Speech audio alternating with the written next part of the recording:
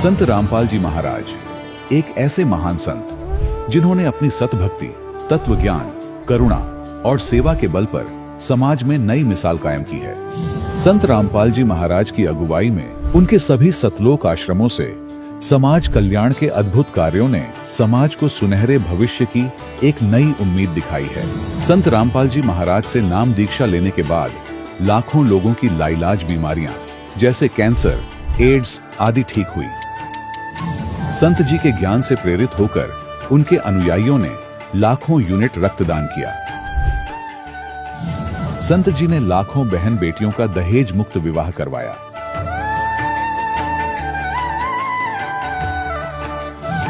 संत जी ने लाखों लोगों का नशा छुड़वाया, करोड़ों उजड़े परिवार बसे। संत जी के आश्रमों में समागम के दौरान निःशुल्क नेत्र चिकित्सा, दंत चिकित्सा प्रदान की जाती है। संत रामपाल जी महाराज द्वारा समय समय पर पर्यावरण संरक्षण के उद्देश्य से बड़े स्तर पर वृक्षारोपण किया जाता है। संत जी ने जरूरतमंदों को तत्काल राहत पहुंचाने के लिए एम्बुलेंस सेवा शुरू की। संत जी अपने अनुयायियों को देहदान के लिए प्रेरित करते हैं, जिससे मानवता की सेवा और चिकित्सा क्षेत्र में सुधार हो सके। संत रामपाल जी महाराज के सभी आश्रमों में हर रोज निःशुल्क भंडारा आयोजित किया जाता है, जहां हर वर्ग, हर जाति और हर धर्म के लोग एक साथ बैठकर भोजन करते हैं।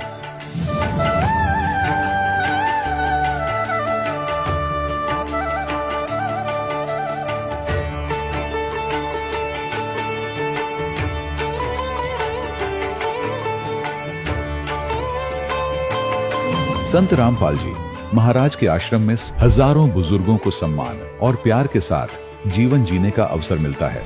उनके खाने, रहने और स्वास्थ्य की पूरी जिम्मेदारी संत रामपाल जी महाराज उठाते हैं। अनाथ बच्चों के लिए संत रामपाल जी महाराज के सभी आश्रम किसी वरदान से कम नहीं। यहाँ उन्हें शिक्षा, संस्कार और भविष्य के लिए बेहतर अवसर प्रदान किए जाते हैं। चाहे बाढ़ हो, भूकंप या महामारी, संत रामपाल जी महाराज और उनके अनुयायी हमेशा ही जरूरतमंदों के लिए सबसे आगे खड़े रहते हैं। कोविड महामारी के दौरान संत रामपाल जी महाराज के आश्रमों से करोड़ों लोगों के लिए भोजन, दवाइयां और जीवन रक्षक सामग्रियां उपलब्ध कराई गई। चाहे गरीब की मदद हो या किसी शोषित और पीड़ित वर्ग के हक और सम्मान की लड़ाई, संत रामपाल जी महाराज ने हमेशा ही उनकी दबी आवाज को सरकारों तक पहुंचाया है और उन्हें उचित न्याय दिलवाने में अहम भूमिका अदा की है। समाज में आध्यात्मिक और सामाजिक मूल्यों के प्रति जागरूकता लाने में संत रामपाल जी महाराज हर कदम पर मानवता के सच्चे सेवक साबित हुए हैं। संत रामपाल जी महाराज का जीवन हमें सिखाता है कि सच्ची सेवा वही है जो निस्वार्थ भाव से की जाए। आइए हम भी इस महान सेवा के कार्य में इस महान संत से जुड़ें और संत रामपाल जी महाराज से नाम दीक्षा लेकर अपने जीवन को धन्य बनाएं।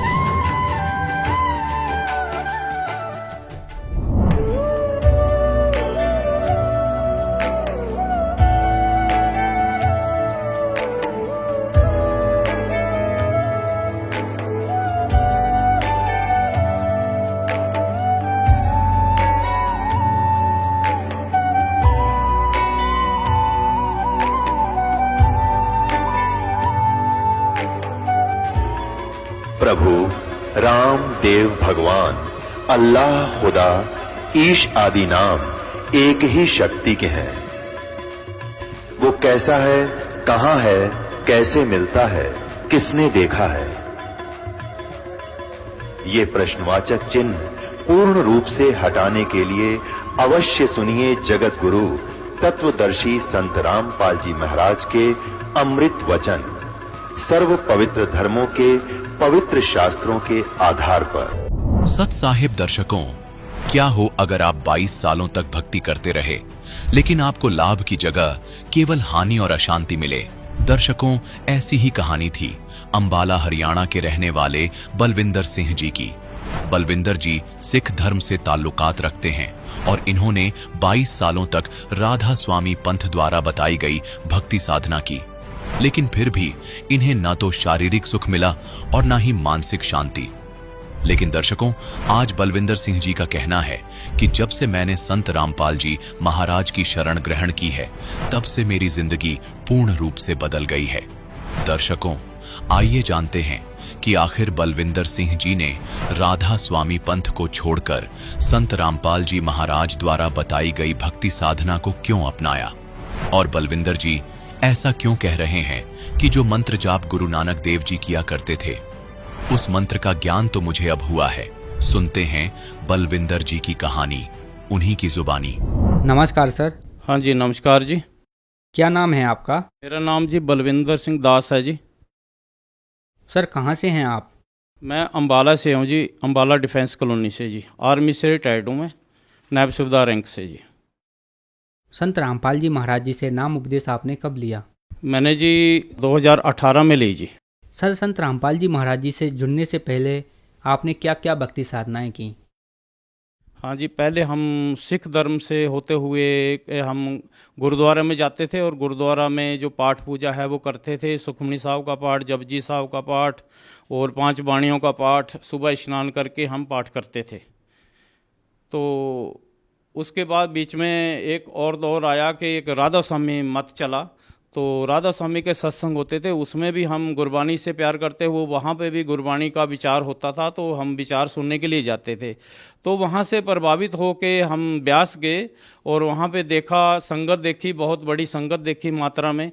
तो वहाँ सत्संग अच्छा लगा, वहाँ से नाम लिया। तो वहाँ पे नाम लेने के बाद हम लगभग 22 साल वहाँ पे चलते रहे, लेकिन कोई लाभ दिखाई नहीं दे रहा था। ये नहीं पता चल रहा था कि परमात्मा कौन है, कैसा है, क्या है, कैसे लाभ देता है। तो वहाँ पे दुख भी आ रहे थे, सुख भी आ रहे थे। तो वहाँ ये बात बताई जाती थी भी दुख तो आएंगे और सहन करने पड़ेंगे। तो ये हम ग्रंथों में पढ़ते थे कि जो परमात्मा का नाम है वो दुखों को काट देता है। यहाँ तक कि राधा स्वामी वाला गुरु खुद कह देता था भी कितने मर्जी कर्म हो, वो जो है परमात्मा के नाम से कट जाते हैं, लेकिन कुछ नहीं कट रहा था। और फिर साथ में ये भी बोलते थे कि ये तो भोगने पड़ेंगे, तो फिर वो भक्ति कैसी। वो जो है उनका नाम है जी गुरिंदर सिंह जी, उनसे नाम लिया था। उनको खुद कैंसर हो गया था पीछे, तो उनको खुद को कैंसर हो गया। तो वो संगत को, जो अपने अनुयायी को कैसे बचा पाएंगे। तो जहाँ हमें लाभ हो वहीं पे हमें जाना होगा। मंत्र ये देते थे भी ज्योत निरंजन ओंकार रारंकार सोहम और सतनाम। इसका मैंने आर्मी में होते हुए बहुत ज़्यादा जाप किया, तो कोई लाभ नहीं हुआ। भक्ति क्रिया करते थे, बैठ जाते थे और 2.5 घंटे बैठना होता था। 2.5 से भी मैंने तकरीबन ज़्यादा ही भक्ति की है। उससे कोई लाभ प्राप्त नहीं हो रहे, कष्ट भी था, कष्ट भी रहते थे, घर में कला क्लेश रहती थी और भी कई चीज़ों की हानि भी हुई। तो दुख क्लेश भी बड़ा घर में बना रहा। तो मैं और किसी ऐसे संत की तलाश में था जो हमें अच्छा ज्ञान दे, हमारे दुखों का निवारण कर सके। मैं और भी संतों के पास ऐसे सत्संग सुनता रहता था। मतलब नाम तो नहीं लिया उनसे, नाम तो मैं ब्यास से ले रखा था और उन्हीं को मानता था। तो इसलिए मैं उनसे नाम तो नहीं लिया, लेकिन सत्संग में बैठता था, मंदिर में भी चले जाते थे, पीरों पे भी सभी जगह चले जाते थे और वहाँ भोजन भंडार सब कुछ ले लेते थे। सर, जैसा कि आपने बताया कि आप राधा स्वामी पंथ से करीब 22 साल तक जुड़े रहे, तो जो भक्ति साधना आपने 22 साल तक की, इनसे आपको लाभ प्राप्त नहीं हुए, फिर आप संत रामपाल जी महाराज जी की शरण में कैसे जुड़ते हैं? मेरे को एक यहाँ अम्बाला में एक जो है भगत जी मिले, संत रामपाल जी के न्याय को यहाँ भगत जी बोलते हैं। तो वो भगत जी मिले, उन्होंने मेरे को ज्ञान गंगा बुक दी। तो मैंने उसको पढ़ता रहा, काफ़ी दिन तक पढ़ा। वो मेरे को चिप भी देते रहे भी सत्संग सुनो। मैं आनाकानी कर जाता था, क्योंकि मैं राधा स्वामी मत से दूरा, मैं गुरु तो एक ही करना चाहिए, गुरु नहीं बदलना चाहिए। तो जब मैं देखा, उसको किताब को पढ़ा, तो उसमें मंत्रों का जिक्र हुआ। मंत्रों का जो हमारे कमलों के जो मंत्र हैं, 5 मंत्र हैं अलग से हमारे जो कमलों में हैं, वो मंत्र गुरु जी देते हैं और कहीं से आपको मिलेंगे नहीं, जो लाभ उन मंत्रों से होंगे। तो वो मंत्रों के बाद मैंने वो पढ़ा हुआ था, तो मैं बोला ये मंत्र तो मैंने लेने हैं। तो फिर उन मंत्रों का जाप किया मैंने, और उनसे मेरे को मंत्रों को लेते ही मेरे को लाभ स्टार्ट हो गए। घर में सुख शांति आ गई और दुख दरिद्र खत्म होने लगे। तो इस प्रकार से जो है मेरे को लाभ होने लगे। यहाँ से लाभ हुए, घर में कला कलेश मिट गई, बच्चों की जो है रमैनी हो गई बिना दहेज के, कोई पैसा नहीं मेरा लगा, और शरीर मेरे दर्द रहते थे, कष्ट रहते थे, वो मेरे को कम हो गए। जैसा कि आपने बताया कि संत रामपाल जी महाराज जी से जुड़ने के बाद आपको अनेकों लाभ प्राप्त हुए, और संत रामपाल जी महाराज जी का जो समाज सुधार में योगदान है वह क्या है, उसके बारे में बताइए। संत रामपाल जी हमारी कुरीतियों को छुड़ाते हैं। जैसा कि दहेज देना बिना मतलब का, लोग इतना इतना पैलेस करते हैं, इतना इतना खर्चा करते हैं, उन चीज़ों को अपना गुरुजी छुटवा रहे हैं। और जो हमें एक सबसे बड़ा जो लाभ है, हमारे शास्त्र विधि से भक्ति गुरुजी बता रहे हैं। भगवान जी बोलते हैं शास्त्र विधि को त्याग के जो मन आचरण करता है उसको आर्थिक लाभ और आध्यात्मिक लाभ और शारीरिक लाभ नहीं होता। जो शास्त्र विधि से भक्ति करेगा उसको ये लाभ होंगे। और हमारा सारा समाज शास्त्र के विरुद्ध चल रहा है, शास्त्र विधि से भक्ति नहीं कर रहा। एक सिर्फ संत रामपाल जी ही एक ऐसे संत हैं जो कि शास्त्र विधि से बता रहे हैं और हमारे ग्रंथों से प्रमाण देकर बता रहे हैं। और हमें सभी को, सभी धर्मों के लोगों को हमें इस चीज़ के लिए हमें टटोलना चाहिए, देखना चाहिए, हमें ग्रंथों के बारे में जानकारी लेनी चाहिए और सभी ग्रंथों के बारे में हमें जानकारी रखनी चाहिए। तब हम इस रास्ते पे चल पाएंगे भक्ति के असली मार्ग पर। जैसा कि श्री नानक जी को नदी पर जिंदा बाबा मिले थे, तो आज बताइए वो कौन थे। इसके विषय में जो बई नदी पे 3 दिन डुबकी लगाई रहे गुरु नानक देव जी, तो जिंदा के रूप में जो है गुरु नानक देव जी को कबीर जी मिले, जो कि पाई बाले वाली जन्म साखी में प्रमाण है। ये जो है पाई बाले वाली जन्म साखी है सबसे बड़ी, और इसमें पेज है 299। 299 इसमें लिखा हुआ है, इसमें लिखा हुआ है गुरु नानक देव जी ने इसमें लिखा हुआ है, ਤਾਂ ਫਿਰ ਮਰਦਾਂ ਨੇ ਪੁੱਛਿਆ ਜੀ ਤੁਹਾਨੂੰ ਜੋ ਗੁਰੂ ਮਿਲਿਆ ਸੀ ਉਸ ਦਾ ਨਾਮ ਕਿਆ ਹੈ। ਤਾਂ ਗੁਰੂ ਨਾਨਕ ਜੀ ਕਿਹਾ ਮਰਦਾਨਾ ਉਸ ਦਾ ਨਾਮ ਬਾਬਾ ਜਿੰਦਾ ਆਖਦੇ ਹਨ। ਜਿੱਥੋਂ ਤਾਈਂ ਜਲ ਆਰ ਪਾਉਨ ਹੈ ਉਸ ਦੇ ਹੁਕਮ ਵਿੱਚ ਚੱਲਦੇ ਹਨ ਅਤੇ ਅਗਨ ਔਰ ਮਿੱਟੀ ਇਹ ਵੀ ਉਸ ਦੇ ਆਖੇ ਵਿੱਚ ਹਨ। ਇਸ ਤਾਈਂ ਬਾਬਾ ਆਖਣਾ ਚਾਹੀਏ, ਹੋਰਸ ਤਾਈਂ ਬਾਬਾ ਨਹੀਂ ਆਖਣਾ। ਤਾਂ ਮਰਦਾਂ ਨੇ ਕਿਹਾ ਗੁਰੂ ਜੀ ਅਸੀਂ ਵੀ ਤਾਂ ਤੁਹਾਡੇ ਨਾਲ ਹੀ ਫਿਰਦੇ ਆਏ, ਤਾਂ ਸਾਨੂੰ ਕਦ ਮਿਲਿਆ ਹੈ। ਤਾਂ ਗੁਰੂ ਨਾਨਕ ਜੀ ਕਿਹਾ ਮਰਦਾਨਾ ਅਜੇ ਤੂੰ ਅਸਾਂ ਥੀ ਨਹੀਂ ਆਇਆ ਸੈਂ, ਜਦ ਅਸੀਂ ਮਿਲ ਆਏ। ਤਾਂ ਮਰਦਾਂ ਨੇ ਕਿਹਾ ਜੀ ਕਦ ਗਏ ਸੋ। ਤਾਂ ਗੁਰੂ ਜੀ ਕਿਹਾ ਜਦ ਸੁਲਤਾਨपुर ਵਿੱਚ ਡੁਬਕੀ ਲਾਈ ਸੀ तब मर्दाना असी 3 दिन उस पास रहे सी। तो अभी यहाँ पे बताना होगा कि वो जिंदा कौन था। ये है कबीर सागर, ये कबीर सागर है। अभी ऐसी इहदे च देखांगे कि भी जिंदा कौन है। ये जो कबीर सागर है संत रामपाल जी द्वारा निचोड़ है कबीर सागर से, और वो इन्होंने यहाँ पे लिखा हुआ है इसमें कि श्री नानक देव जी को प्रभु मिले, परमात्मा मिले। अथ नानक शाह जी की कथा चुपाई, नानक शाह कीन तप भारी, तब सब विद ब्यो ज्ञान अधिकारी। भक्ति भावता को लिखी आए पाया, तापर सतगुरु कीनी दाया। जिंदा रूप धर्यो हम जाई, कबीर जी कह रहे हैं कि मैंने जिंदा रूप धरा। जिंदा रूप पंजाब देश चले आई, अनहद बानी कियो पुकारा। सुन के नानक दर्श निहारा, सुन के अमर लोक की बाणी, जान परा निज समर्थ ज्ञानी। तो यहाँ साबित होता है इस जो कबीर सागर से जो संत रामपाल जी द्वारा लिखित निचोड़ निकाला हुआ कबीर सागर से, तो इसमें साबित हुआ है कि जो जिंदा थे वो कबीर जी थे। और जो है यहाँ ये भी लिखा हुआ, पढ़ सकते हैं इसको, गुरु नानक देव जी ने पहले 60,000 जन्म लिए, तब इनको जब जिंदा रूप में बई नदी में मिले और इनको ज्ञान दिया, और ये भी बताया कि मैं काशी में भी रहता हूँ, जुलाई का काम करता हूँ, तो गुरु नानक देव जी की जो पहली उदासी है वो काशी की थी। आप इस चीज़ को मैं सिख भाइयों से ये हाथ जोड़ के बेनती करता हूँ कि पहली उदासी चेक कर लेना कि पहली उदासी गुरु नानक देव जी की काशी जी की थी और कबीर जी से जाके मिले थे। फिर इन्होंने प्रचार करना शुरू किया था और लोगों ने उस प्रचार को माना नहीं, गुरु नानक जी को तंग किया इस प्रचार की भी, ऐसा प्रचार क्यों कर रहे हैं। जैसा कि आपने बताया कि संत रामपाल जी महाराज ने जो ज्ञान बताया है वह सिख धर्म के जितने भी पवित्र सदग्रंथ हैं जो आपने दिखाए कि जो जिंदा बाबा मिले थे वह कबीर जी स्वयं थे। तो जो श्रद्धालु सिख धर्म से अभी संबंधित हैं उन्हें आप क्या संदेश देना चाहते हैं? मैं ये संदेश देना चाहता हूँ, ज्ञान को अच्छी तरह से समझें। जबकि गुरु ग्रंथ साहब में भी लिखा हुआ है 721 पन्ने पे, एक अर्ज गुस्तुम पेश तो दर कून करतार हक्का कबीर करीम तुम बे ए परवदिगार। और पाई बाले वाली सब तो बड़ी जन्मसाखी में भी लिखा हुआ है, जब रुकन दिन से बात हुई तो वहाँ पे भी लिखा हुआ है भी सुन रुकन दिन सच्चा सुन जवाब खालक आदम सिरजिया आलम वड्डा कबीर। और सिर पीरां दा पीर सजदे करे खुदाए नू आलम वड्डा कबीर। तो संत रामपाल जी सीधे सीधे हमें यह बता रहे हैं कि जो कबीर जी हैं पूर्ण ब्रह्म है, पूर्ण परमात्मा है। और गुरु नानक देव जी भी उन्हीं के शरण में आए थे जो बही नदी में डुबकी लगाए और 3 दिन वहाँ सतलोक में कबीर जी के पास रहे। और फिर वहाँ से कबीर जी ने बताया था कि भी मैं जो है काशी में भी रहता हूँ। तो पहली उदासी गुरु नानक देव जी काशी। सिख भाइयों से प्रार्थना है कि ज्ञान को समझें और सही मार्ग को अपनाएं। परमात्मा की भक्ति सब कर रहे हैं लेकिन ठीक ढंग से की जाए। इसी बीच हम आपसे यह जानना चाहते हैं कि उन श्रद्धालुओं को आप क्या संदेश देना चाहते हैं जो डेरा ब्यास राधा स्वामी पंथ से लाखों करोड़ों की संख्या में जुड़े हुए हैं। उनका जो विश्वास, जो उनकी आस्था है वह उनके प्रति एकदम अटूट है। लेकिन जैसा कि आपने बताया कि करीबन 22 साल से आप उनसे जुड़े रहे, डेरा ब्यास से कोई आपको आर्थिक और मानसिक कोई भी विशेष प्रकार का लाभ प्राप्त नहीं हुआ। तो उन भाइयों, उन श्रद्धालुओं को आप क्या संदेश देना चाहते हैं और क्या सच्चाई से रूबरू कराना चाहते हैं?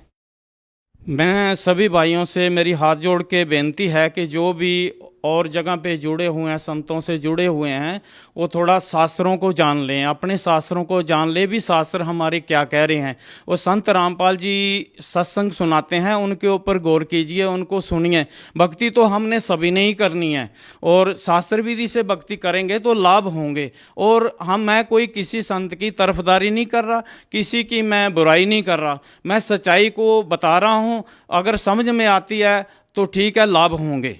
लाभ ये है कि यहाँ पे भक्तों को बहुत सारे लाभ हुए हैं, मेरे सामने आए हैं। लोगों के कैंसर ठीक हुए हैं, यहाँ पे बीमारियाँ ठीक हुई हैं, बहुत सारे लाभ हुए हैं।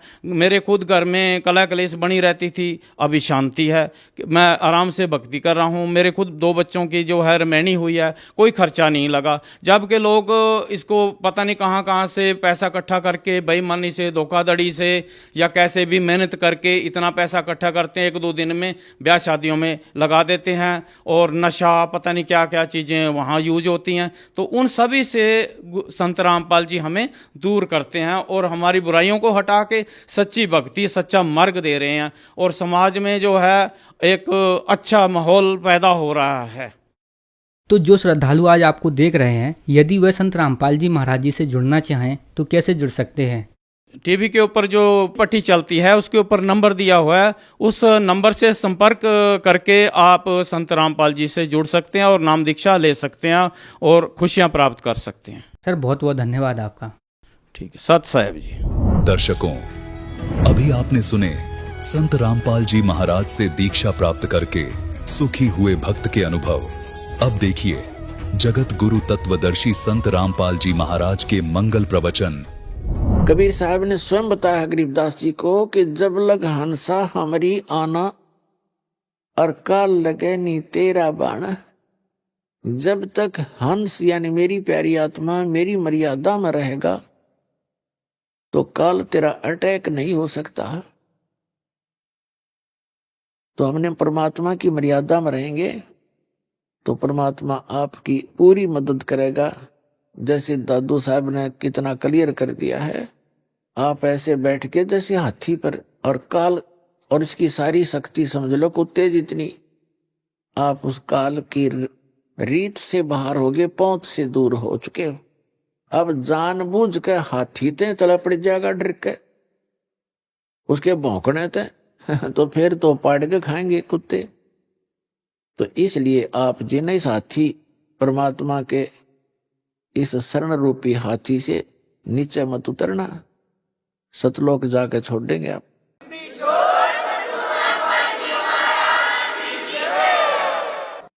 अब एक दिन क्या हुआ कि जब गरीबदास जी 13 वर्ष के हो गए, 3 वर्ष के पश्चात 10 वर्ष के बच्चे को परमात्मा आकर मिले थे और गांव वाले गरीबदास साहिब जी को पागल कहने लगे, बावड़िया बावड़िया कहने लगे, बावड़िया पागल है, पता नहीं क्या क्या भौंक रहा सारा दिन, चुप पे ना होता है। एक दिन ये दादू पंथ से दीक्षित गोपाल दास नाम के एक संत बने हुए थे, घर त्याग के वैराग ले लिया था, सन्यास ले रखा था बच्चों से फ्री होकर के।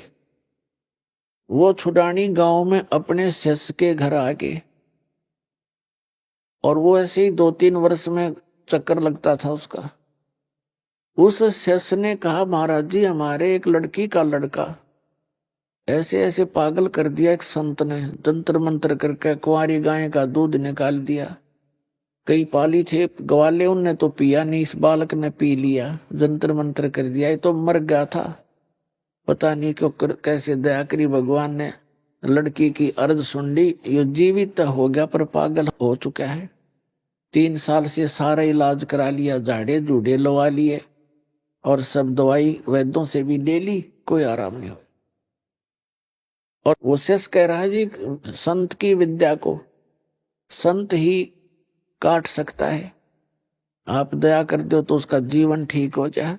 अब गोपाल दास ने कहा कि लाओ बुला के, थोड़ा बहुत झाड़ा झूड़ा लाना वो भी जाने था। अब बुला कर लाए गरीबदास जी और उसके नाना जी और साथ में और कई गांव के बुजुर्ग टाइप के व्यक्ति आके उस दादू पंथी गोपाल दास ने पूछा कि बच्चा बेटा वो कौन था जिसने तेरा जीवन बर्बाद कर दिया? तब गरीबदास जी ने कहा कि अलल पंख अनुराग है सुन मंडल रे थीर, दास गरीब उधार दिया मुझे सतगुरु मिले कबीर। तो गरीबदास जी ने कहा कि मेरा जीवन तो आबाद कर दिया, बर्बाद नहीं किया बाबा जी। हम सुल्तानी नानक तारे दादू को उपदेश दिया, जात जुलाहा भेद न पाया वो काशी महे कबीर हुआ। अनंत कोट ब्रह्मांड का एक रति नहीं भारे, सतगुरु पुरुष कबीर हैं ये कुल के सिरजनहारे।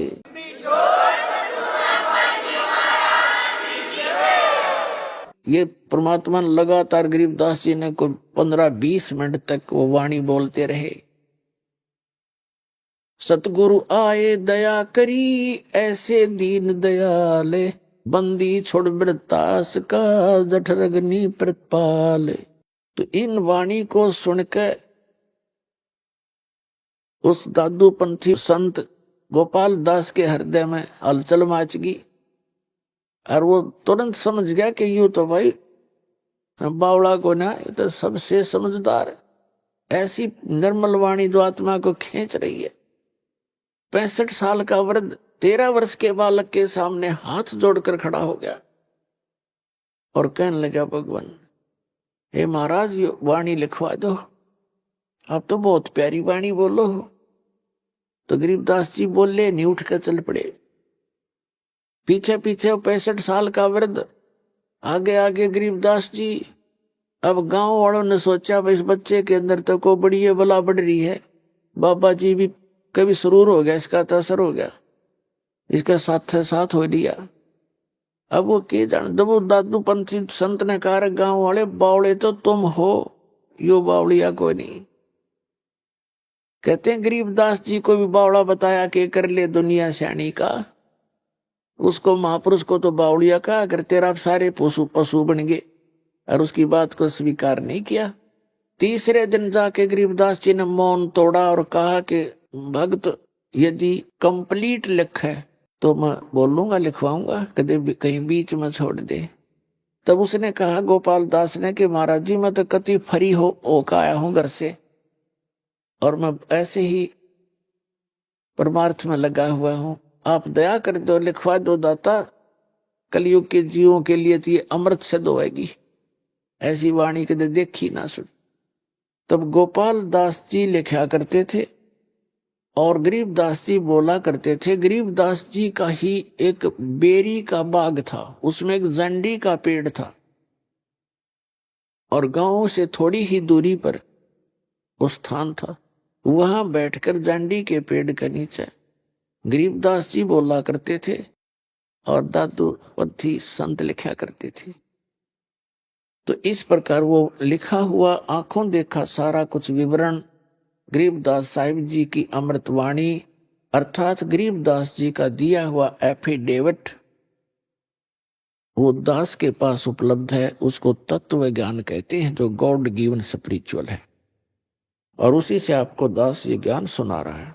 इस प्रकार आज का जो दिन है पुण्यात्माओं, ये वो शुभ दिन है। परमात्मा आए और हमारे लिए एक छाप छोड़ गए कि गरीबदास जी को गवाह बना गए और अनमोल अमृत ज्ञान पुनः प्रदान कर गए। क्योंकि काल ने ये कहा था, जब परमात्मा प्रथम बार आए थे सतयुग में, पर जोगजीत रूप में थे, अपने पुत्र के रूप में, तो काल ने कहा था जोगजीत तुम कहाँ जाओगे? तो परमात्मा ने जोगजीत रूप में अपने पुत्र के रूप में खड़े थे, कहा कि मैं नीचे जाऊंगा और सभी जीवों को परमात्मा की जानकारी दूंगा। परमात्मा के आदेश से मैं नीचे जा रहा हूं और आपने भगवान मिटा दिया, तो आप स्वयं अपने आप को भगवान सिद्ध कर बैठा। तूने कैसा जुल्म कर दिया? अरे भले आदमी, इन बच्चे थे, इनसे तो गलती होगी, आपने इनका उलिया बिगाड़ दिया, ऐसा सांग निकाल दिया। कोई गधा बना रखा, कोई गधी बना रखी, कोई कुत्ता, कोई कुतिया, गंदी नाली के कीड़े, तो तेरे को लज्जा नहीं आती? तब वो कहता है मेरे को श्राप दे रखा है 1 लाख मानव शरीरधारी जीव खाने का और 1.25 लाख उत्पन्न करने का, तो मैं तो ऐसे ही बनाऊंगा और नीचे जाकर देखा तेरे को बनाऊं ठीक है। तो आ कैसे गया मेरे लोक में? क्योंकि मैंने तपस्या करके ये 21 ब्रह्मांड ले रखे हैं। तब कबीर साहब बता रहे हैं धर्मदास जी को कि मेरे ऊपर ना ऐसे झपटा जैसे मुझे अभी मार डालेगा।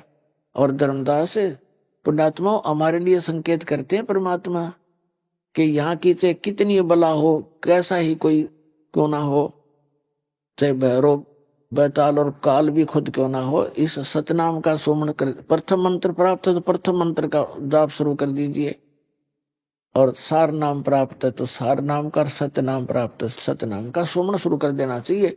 किसी प्रकार की आपत्ति चाहे सपने में भी क्यों ना हो या वैसे प्रत्यक्ष में हो, तो भाग जाएगा, कोसो नहीं पाएगा आपको।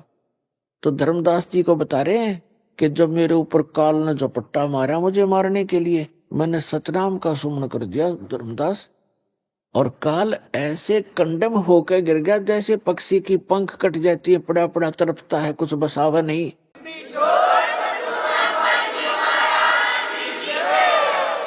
तब इसने पता लग गया कि इसके पास कोई प्रबल शब्द शक्ति है, तो चापलूस बन गया ये काल, और मेरे धीरे धीरे नीचे नीचे आकर मेरे पैर पकड़ दिए और नो कहे तो मेरा बड़ा भाई, मैं आपका छोटा भाई। क्योंकि जोगजीत रूप में परमात्मा खड़े थे जो, और काल भी उस परमात्मा का ही पुत्र है। तो कहता कि आप मेरे बड़े भाई, मैं आपका छोटा भाई। अब छोटे तो गलती करते हैं, बड़े सदा क्षमा करते हैं। पुण्यात्मा यहाँ सभी प्राणियों का ये स्वभाव है, पहले तो अपनी ताकत आजमाएंगे और जब ताकत पारना पड़े फिर चापलूसी तक काम लेंगे। तो उसने चरण पकड़ के कहा मैं तो आपको पिताजी के यानी परमात्मा के तुल्य मानता हूँ, मुझे माफ कर दो। मुझे परमात्मा बोले ठीक है, माफ कर दिया। तब काल कहने लगा मेरे इस लोक में कुछ त्रुटि है और आप भगवान के नुमाइंदे हो, रिप्रेजेंटेटिव हो, आपके पास पूरी पावर है, मेरा कुछ वो त्रुटि पूरी कर दो, मेरी कुछ डिमांड है वो पूरी कर दो और फिर नीचे चले जाओ बेशक। तो परमात्मा ने कहा बोल क्या चाहता है? कि वचनबद्ध हो जाओ तब मांगूंगा। परमात्मा वचनबद्ध हो गए। तब कहा कि 3 युगों में परमात्मा ने ये कहा था मैं नीचे जाऊंगा, सबको सच्चा नाम सही रास्ता मार्ग बताऊंगा, भगवान की का परिचय दूंगा और सत्य नाम दे करके, सार नाम दे करके सबको पार करूंगा, सतलोक ले जाऊंगा। तो इसको मुश्किल होगी थी कि कहीं मेरा लोक ना उजाड़ दे। यू प्रतिज्ञा करवाली के 3 युगों में जीव थोड़े ले जाना, और चौथा युग जब कलयुग आवे तब तो शरण जीव बहु जावे, ऐसा वचन हर मोह दीजे, तब संसार गवन तुम कीजे। तो परमात्मा ने कहा ठीक है तथास्तु, तेरे को मैंने वरदान दे दिया, प्रतिज्ञा कर ली कि चौथे युग जब कलयुग में मैं अपने जीवों को समझाऊंगा, ले जाऊंगा। दूसरा इसने कहा था कि आप अपना ज्ञान देकर ले जाना, जोर जबरदस्ती से ये ज्ञान मत किसी को देना, और जो जबरदस्ती ना ले जाना यहाँ से। आप अपना ज्ञान सुनाना, आपके ज्ञान से आपको भगवान मानकर, आपको परमात्मा को परमात्मा मानकर जो भक्ति करे वो आपके, और मेरे भक्ति करेंगे, मेरे मंत्रों का जाप करें और मेरे ज्ञान पर आश्रित रहें, वो मेरे। तब परमात्मा ने कहा ठीक है भाई तथास्तु, ये तो है ही, मेरे को तो वही समझेगा जो मेरे ज्ञान से परिचित होगा। अब जब परमात्मा ने सब स्वीकार कर ली उसकी सारी डिमांड, और भी 2-3 थी वो फिर बताएंगे, अभी समय नहीं। तो तब एकदम आंख पलट गया भस्मागिरी की तरह और कहने लगा 12 पंथ करूं मैं साझा, जब कलयुग आओगा ना सभी प्राणियों को भक्ति मार्ग में विचलित कर दूंगा, और इनको इतना विकारी बना दूंगा, और इनके टुकड़े टुकड़े कर दूंगा, हिंदू मुसलमान सिख ईसाई जैनी बनाकर इनको एक दूसरे का दुश्मन बना दूंगा, और देवी देवताओं मंदिर मूर्तियों तक सीमित कर दूंगा, तीर्थ व्रतों के ऊपर उलझा दूंगा। और तब परमात्मा ने कहा कि 5500 वर्ष जब कलयुग बीतेगा तब मैं अपना एक अंश भेजूंगा। उसको तो यही कहना था कि अपना अंश भेजेंगे और फिर तुम्हारे सारे ज्ञान को ठीक कर देगा, वो सबको ये ज्ञान देगा। तो उस समय वो काल कहता है कि उस समय तक तो इनको इतना कंडम कर दूंगा ये भक्ति के योग्य भी नहीं रहेंगे, और फिर नकली पंथ चला दूंगा, तेरे कबीर नाम से 12 नकली पंथ चलाऊंगा, उसके अतिरिक्त और अनेक पंथ चला कर सब्जियों को भरमा दूंगा। और जब तुम्हारा जाएगा ना कोई हंस तो सब उसके साथ वाद विवाद करेंगे, विरोध करेंगे मेरे उस गलत ज्ञान पर आधारित होकर के, और तेरी एक नहीं चलेगी जोगजीत, अब बेशक चले जाना। तो क्या कहा काल ने, 12 पंथ करूं मैं साझा, नाम तुम्हारा ले करूं आवाजा, 12 पंथ नाम जो ले ही हमरे मुख में आन समोई, और अनेक पंथ चलाऊं या विद जीवों को भरमाऊं। अपने आत्मा 12 पंथ तो गरीबदास जी तक पंथ आपको दिखाई रखे बहुत बार, उसके अतिरिक्त और अनेक पंथ चलाऊं, ये राधा स्वामी पंथ, इसी से निकली ब्रांच जय गुरुदेव पंथ मथुरा, और जनोद वाला जो ताराचंद वाला, अरे धन धन सतगुरु सच्चा सौदा सिरसा और जगमाल वाली जो यहाँ पर गंगुआ पंगुआ, गंगुआ के आसपास यहाँ वाला, ठाकुर जी वाला, और ये राधा स्वामी ब्यास वाला, आगरा वाला, ये सारे अनेक पंथों में है, निरंकारी पंथ है। तो काल ने कहा था और अनेक पंथ चलाऊं या विद जीवों को भरमाऊं, और फिर जाइयो जोग जीत संसारा, जीव न माने कहा तुम्हारा, जीव तुम्हारा कहा न माने, हमारी ओढ़ हो बाद बखाने, तुम्हारे साथ विरोध करेंगे, मेरे वकील बनकर खड़े हो जाए। तब परमात्मा ने कहा था तुम अपना काम करेंगे और हम अपना करेंगे। तब धर्मदास जी ने पूछा था भगवान जब 5500 वर्ष कलयुग बीतेगा, अभी तो 5000 वर्ष बीता है, और अभी तक तो कुछ थोड़ी बहुत इंसानियत जीवित है, और आपके साथ इतना विरोध हो रहा है, और फिर आप कह रहे हो कि फिर आओगे कलयुग में इस समय के आसपास, तब कैसे समझाओगे? तब परमात्मा ने कहा था धर्मदास ये मेरा काम है, वो तो बालक है, उसको क्या पता मैं कैसे लीला करूंगा। तब धर्मदास जी को मालिक ने बताया था कि जिस समय 5500 वर्ष कलयुग के बीतेंगे, जब अपना दास भेजूंगा, उस समय तक ये सभी नकली पंथ चल चला कर फाइनल हो लेंगे और इन्होंने जो कहना सुनना उनकी पुस्तक बनकर समाज में प्रवेश हो चुकी होगी, इनकी सीडी डीवीडी बन चुकी होंगी। तब मेरा दास जाएगा, इनके पकड़ पकड़ के ज्ञान को मेरे सदग्रंथों से मेल करेगा, इनको सबको फेल करेगा।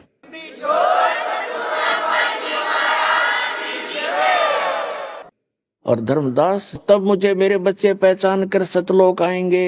तो पुण्यात्माओं, वो समय आ गया है और ये दास, वो परमात्मा का भेजा हुआ दास आपके लिए उपस्थित है।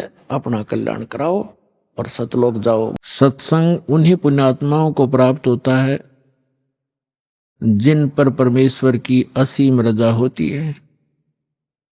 परमेश्वर की असीम रजा किन पुण्यात्माओं पर होती है? जो पूर्व जन्म के भक्ति युक्त होते हैं। क्योंकि मनुष्य जीवन दो प्रकार से प्राप्त होता है। एक तो पूर्व जन्म के शुभ संस्कारों के आधार से प्राप्त होता है, दूसरा टर्न वाइज होता है। एक विधान है प्रभु का, परमात्मा का, कि प्रत्येक प्राणी को 84 लाख प्रकार के प्राणियों के जीवन में एक पूरा चक्कर लगा लेने के उपरांत एक मानव शरीर अवश्य प्राप्त होता है। ये परमेश्वर कबीर जी की हम प्राणियों पर एक विशेष रजा है और जिस कारण से विवश होकर के इस काल ने हमें एक मनुष्य जीवन देना ही पड़ता है। और वो मानव शरीर ही हमारे लिए एक गोल्डन चांस होता है, एक स्वर्ण अवसर होता है शुभ कर्म करने का, दान धर्म करने का और मोक्ष प्राप्त करने का। और मानव शरीर प्राप्त करके भी हम मोक्ष प्राप्ति नहीं करते तो भारी भूल है प्राणी की। उसका कारण क्या है? उसका कारण ये है कि जो मानव शरीर प्राप्त प्राणी, जो पूर्व जन्म के संस्कार से मानव शरीर प्राप्त किए हुए हैं, वो परमात्मा की भक्ति के लिए अवश्य कहीं ना कहीं जुड़ जाते हैं। चाहे वो अपनी परंपरागत साधनाएं करें या कोई गुरु बना करके उसके बताए अनुसार भक्ति करें, वो भक्ति के बिना, भगवान के बिना वो रह नहीं सकते।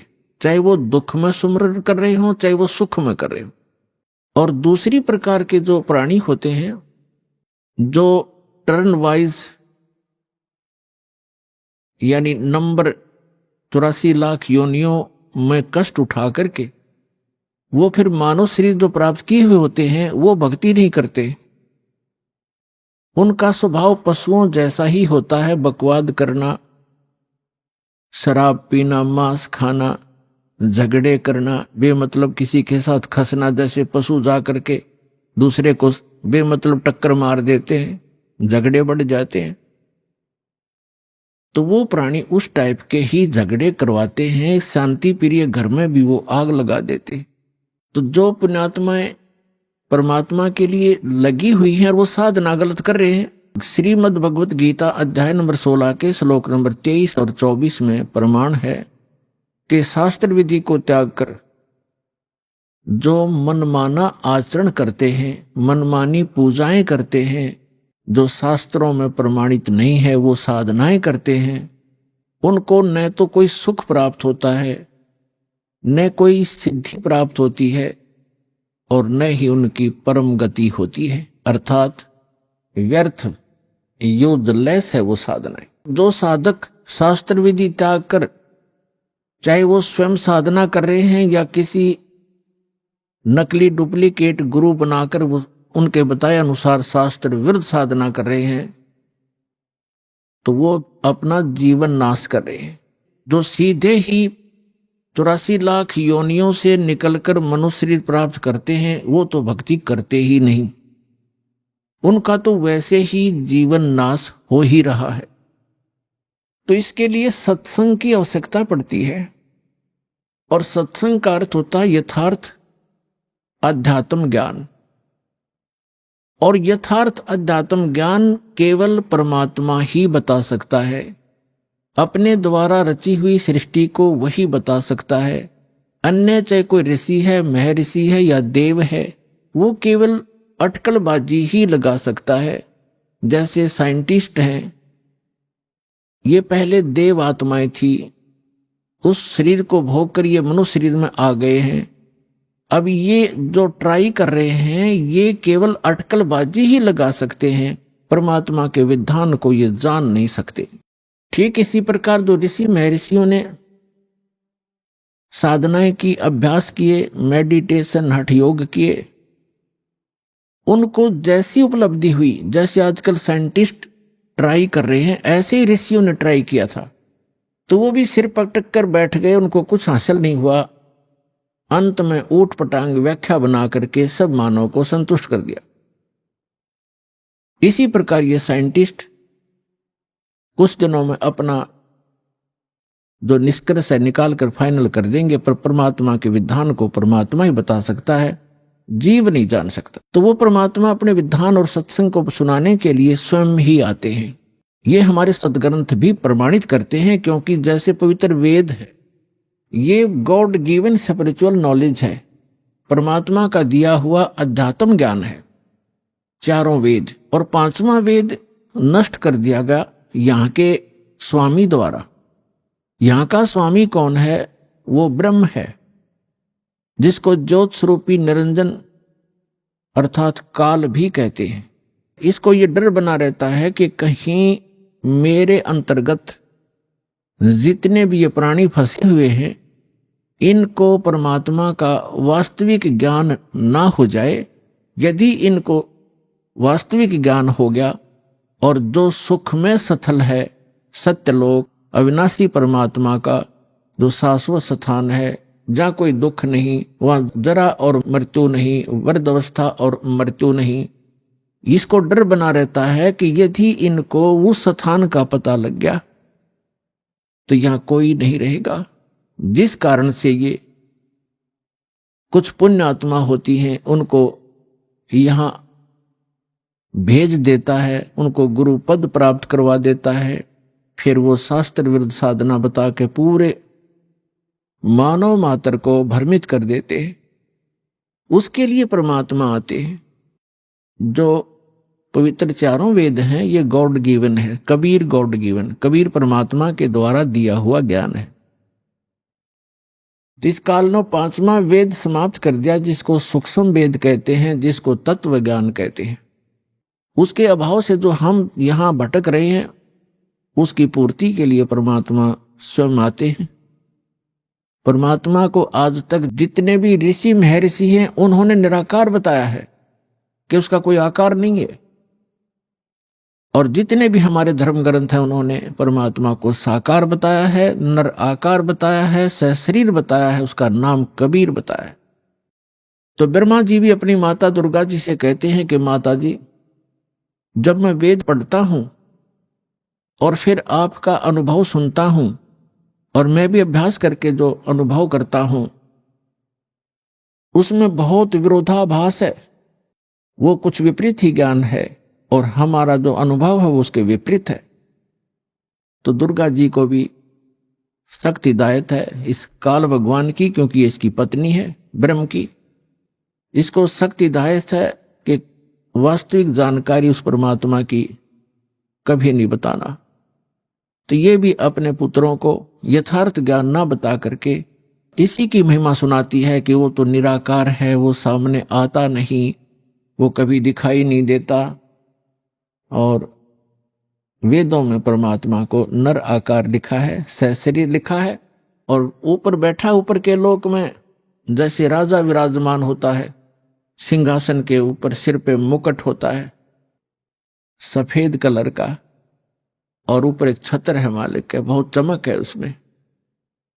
जैसे यहां झिलमिल झिलमिल होती है, ऐसे उस परमात्मा के मुकुट और छत्र के अंदर झिलमिल होती है, कभी उसका सुनहरी रंग बन जाता है, कभी व्हाइट बिल्कुल सफेद कलर हो जाता है। तो इस प्रकार उस परमात्मा की सतीथि है। और जो 4 वेद ये परमात्मा की महिमा तो बताते हैं कि परमात्मा ऐसा है, उसका ये रूप है, वो कहाँ रहता है, वो क्या लीला करता है, लेकिन वो मिलता कैसे है ये वर्णन इन 4 वेदों में नहीं है। फिर इसके बिना ये वेद क्या है? फिर जैसे किसी ने बता दिया आपके अमुक रोग है, उसके ये लक्षण हैं, और औषधि है नहीं, तो खाक बताया, वो क्या फायदा हुआ उस रोग के बताने का? तो वेद जो है, वेद दोनों काम करता है, रोग भी बताता है, उसके लक्षण भी बताता है, और अचूक औषधि भी रखता है, तो उससे लाभ होगा। तो ये दास है रामपाल दास इस विश्व में आज के दिन परमात्मा के कंप्लीट स्पिरिचुअल नॉलेज लेकर आया है, कबीर भगवान का दिया हुआ।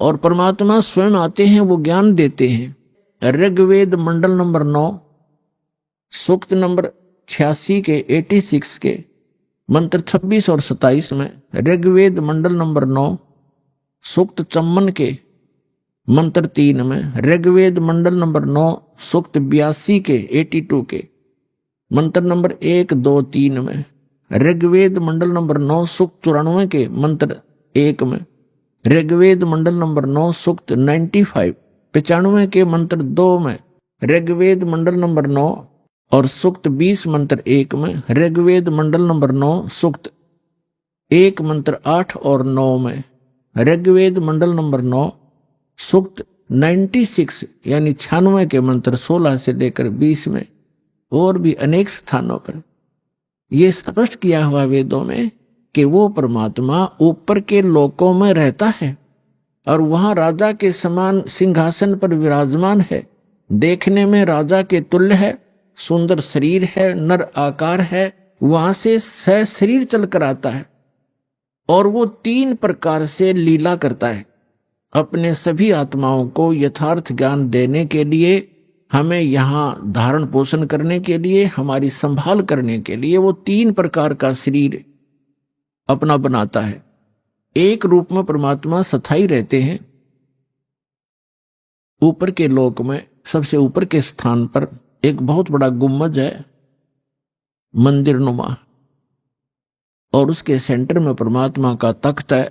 तख्त मीन सिंहासन, जैसे कहा करते ना दिल्ली के तख्त पर बाबर बैठा इतने सन में, तख्त मीन सिंहासन पर, तो वो बीच में बैठे परमात्मा सिंहासन पर, और सिर पर छतर है जैसे आप ऊपर देख रहे हैं, और सिर पे मुकुट है परमात्मा के, राजा के समान, देखने में राजा के समान है परमात्मा। वहां से वो 3 प्रकार से, तो एक प्रकार तो वो वहां उस शरीर में है, और उन परमात्मा का नर आकार है, मनुष्य सदृश है वो, उनके एक रोम में, एक रोम कहते हैं बाल में, एक रोमकूप समझो, एक रोमकूप में करोड़ों सूर्य मिला दे और करोड़ चंद्रमा की रोशनी, दोनों मिला करके मिली जुली रोशनी भी एक रोम के बराबर नहीं है।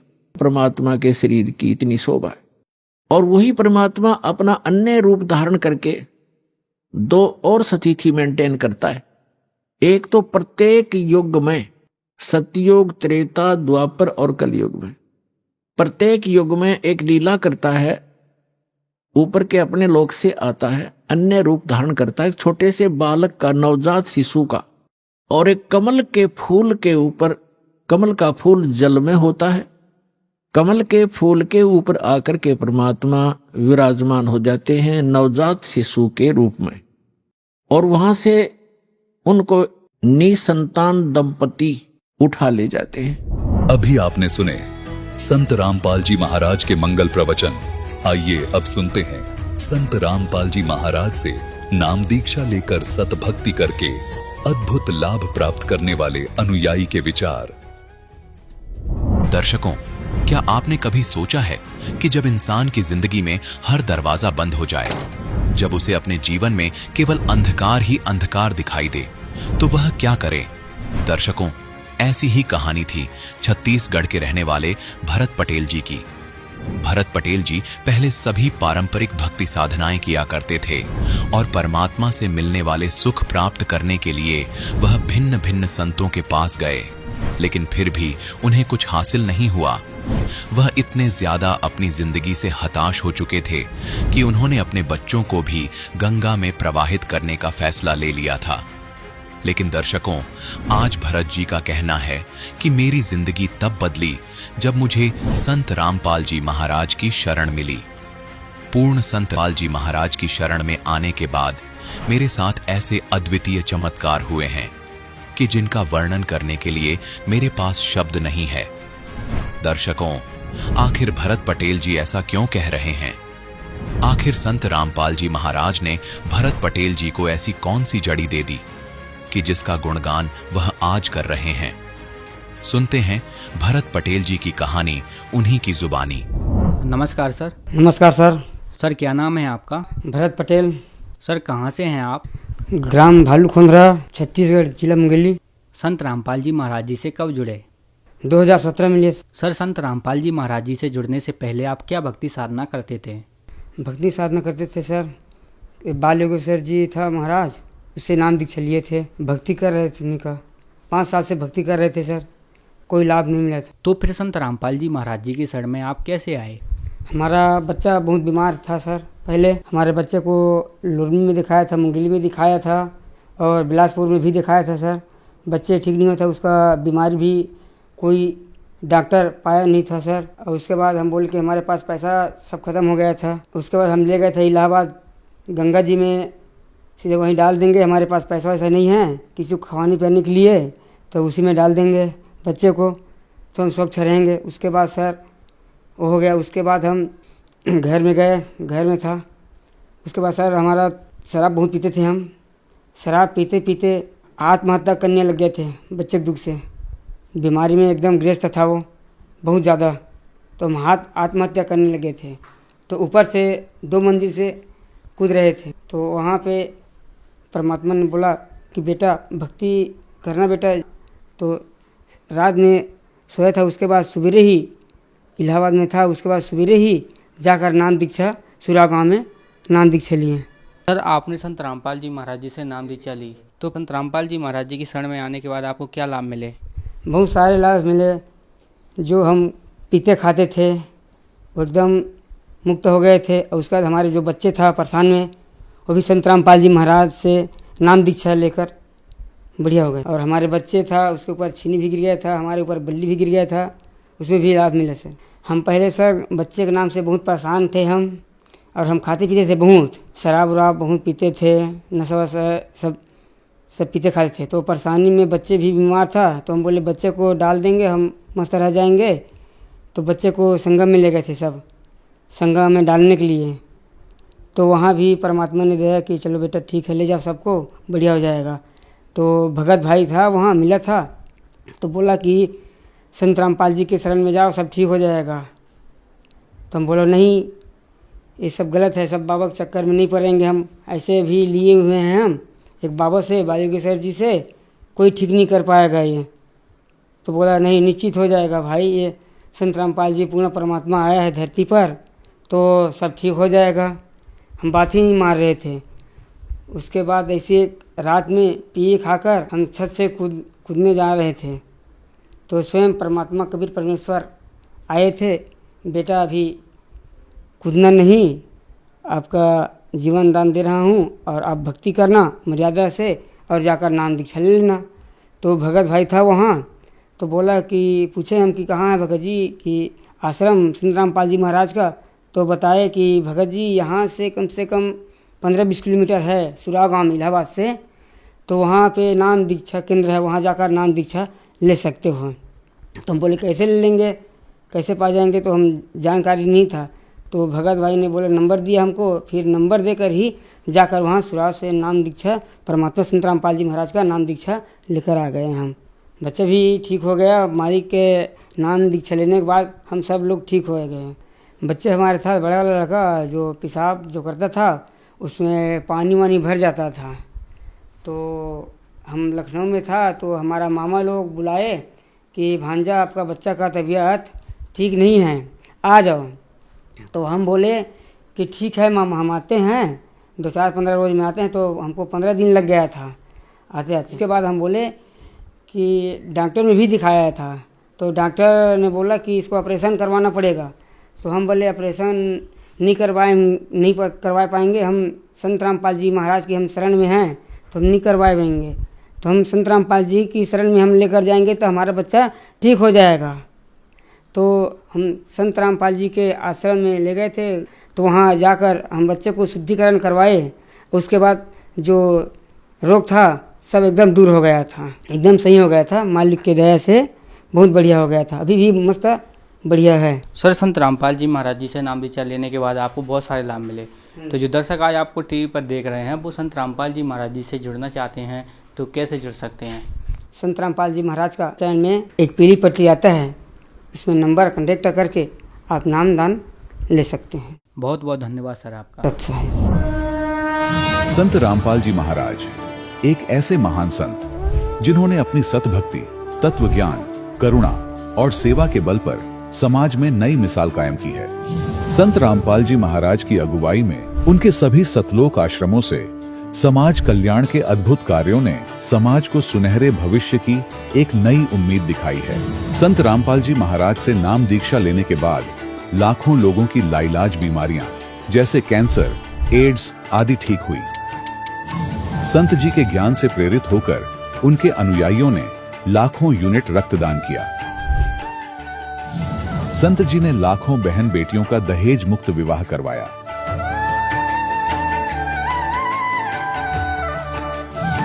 संत जी ने लाखों लोगों का नशा छुड़वाया, करोड़ों उजड़े परिवार बसे।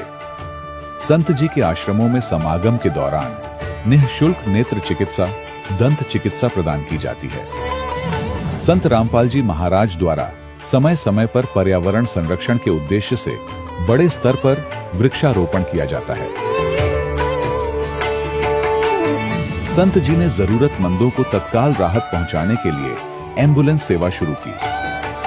संत जी अपने अनुयायियों को देहदान के लिए प्रेरित करते हैं, जिससे मानवता की सेवा और चिकित्सा क्षेत्र में सुधार हो सके। संत रामपाल जी महाराज के सभी आश्रमों में हर रोज निशुल्क भंडारा आयोजित किया जाता है, जहां हर वर्ग, हर जाति और हर धर्म के लोग एक साथ बैठकर भोजन करते हैं।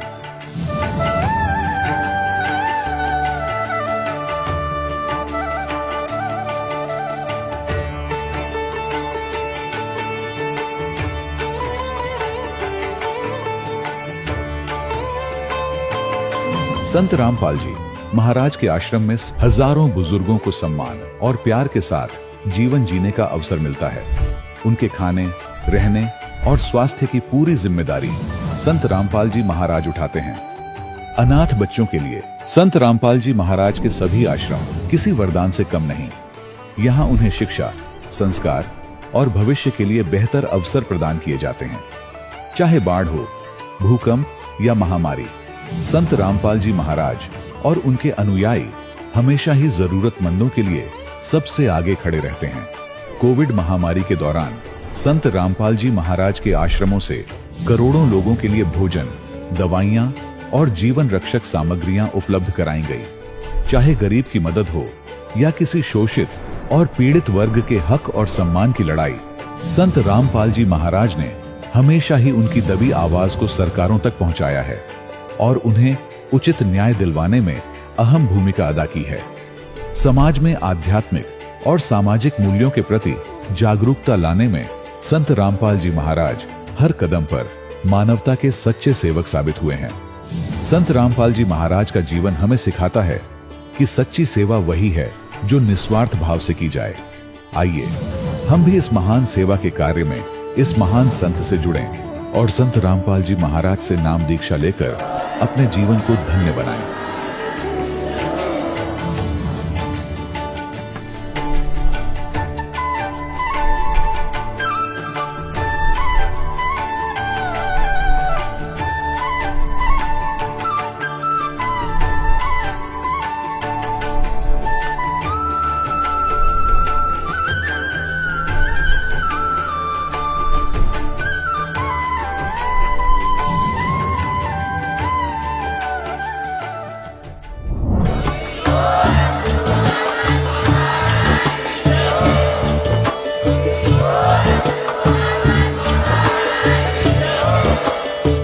सुन रहे थे जगत गुरु तत्वदर्शी संत रामपाल जी महाराज जी के मंगल प्रवचन। अधिक जानकारी के लिए विजिट कीजिए हमारी वेबसाइट www.jagatgururampalji.org। संत रामपाल जी महाराज जी के शुभ आशीर्वाद से पूरे विश्व भर में 500 से भी ज्यादा नाम दीक्षा केंद्र हैं, जिन पर संत रामपाल जी महाराज जी द्वारा ऑनलाइन निशुल्क नाम दीक्षा दी जा रही है। अपने नजदीकी नाम दीक्षा केंद्र का पता करने के लिए संपर्क करें 8222880541।